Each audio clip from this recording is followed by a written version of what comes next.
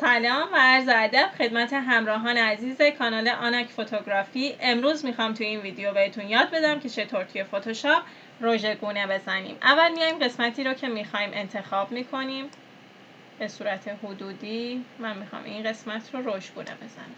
حالا میام از قسمت ادجاستمنت ها گزینه کرو رو انتخاب میکنم. سایه هام رو یه خورده کاهش میدم، نسبت به عکستون ممکنه متفاوت باشه. حالا از قسمت RGB ها رنگ رد رو انتخاب میکنم، رد رو یکم افزایش میدم و حالا رنگ سبز رو کاهش میدم به این صورت. حالا میام قسمت ماسک کرو، از این قسمت بهش فدر میدم. باز اینا رو حدودی چشمی میتونید نگاه کنید که چه فدری برای عکس شما مناسبه. هرچی فدر بیشتر بشه یعنی محو‌تره.